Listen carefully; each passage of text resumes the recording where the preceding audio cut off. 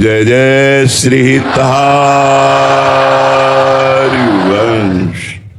आप वृंदावन की पावन भूमि परम पवित्र श्री यमुना जी के तट पर बैठे हुए हैं। आप कृपा करके दर्शन देने आए, कृपा करके वृंदावन का लाभ लेने आए, इसलिए सबको मन से नमस्कार है, प्रणाम है।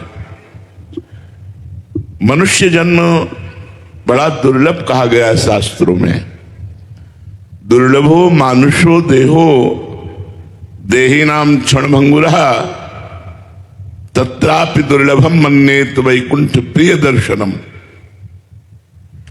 मनुष्य देह बड़ा दुर्लभ है। महाराज निमि ने नौ योगेश्वरों से प्रार्थना की, मनुष्य देह बड़ा दुर्लभ है, पर यह क्षण भंगुर है, किसी समय भी मर सकते हो। कोई भी घटना, कोई भी रोग, कोई भी निमित्त बन सकता है और आपका शरीर नष्ट हो सकता है। क्षण भंगुरा।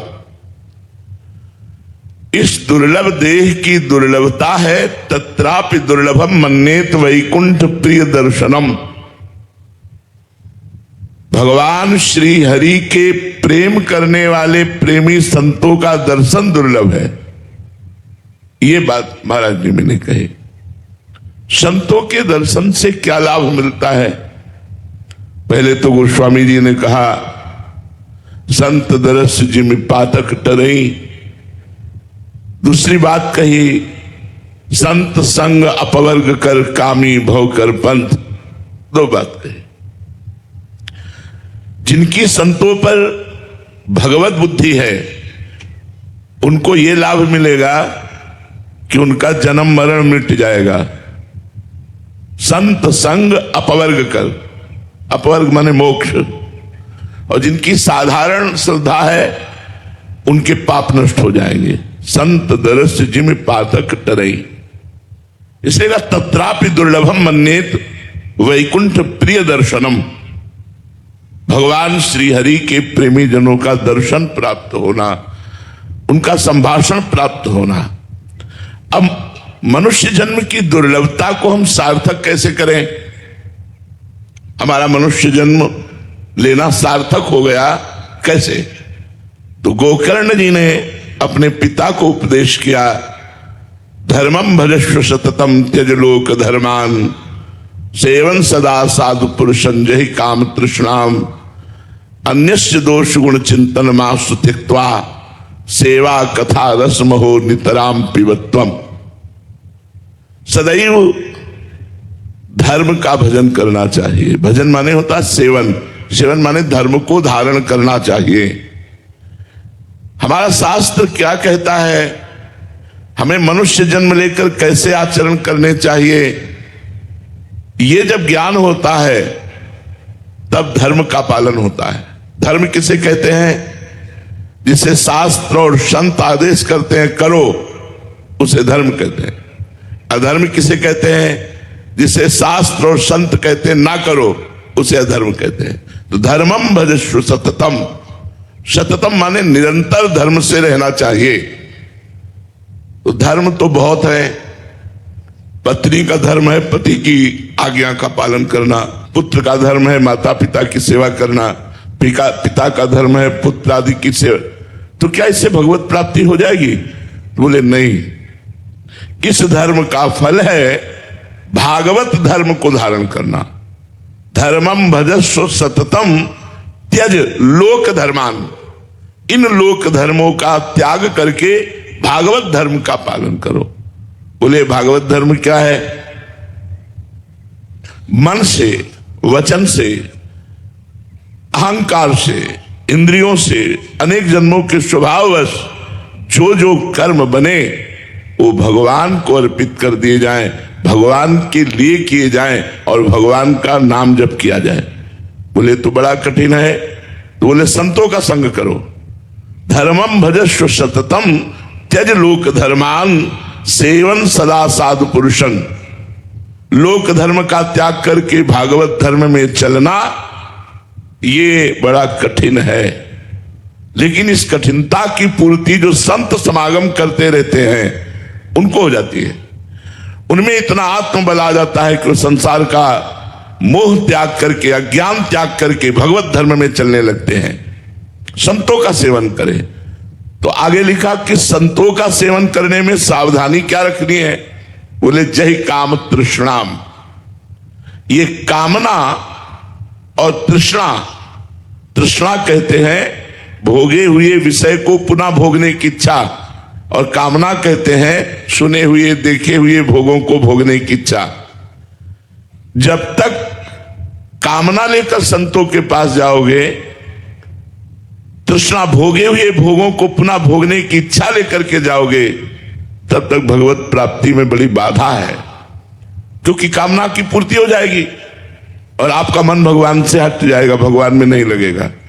जैसे भागवत में एक प्रसंग आता है चित्रकेतु राजा का। देवर्षि नारद जी और अंगिरा जी बड़े महात्मा हैं। इन्होंने उन पर कृपा करने के लिए उनके घर पधारे, पर उनके अंदर कामना थी।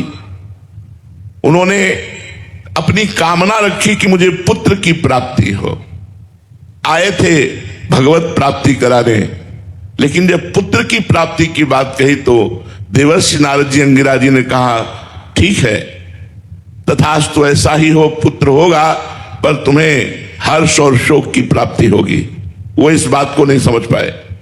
पुत्र हुआ, बहुत सी रानियां थी, उनमें अन्य रानियों को ईर्ष्या हुई कि अब राजा तो बड़ी रानी के पास ही जाते हैं। जब से पुत्र हुआ तो पुत्र को जहर दे दिया, वो मर गया।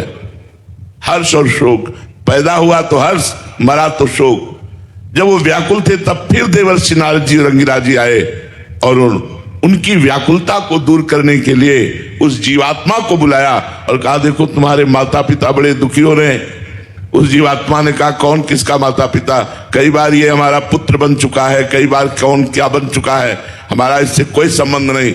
उनके मोह का नाश हुआ, तब उनको उपदेश किया और वो महाभागवत बन गए।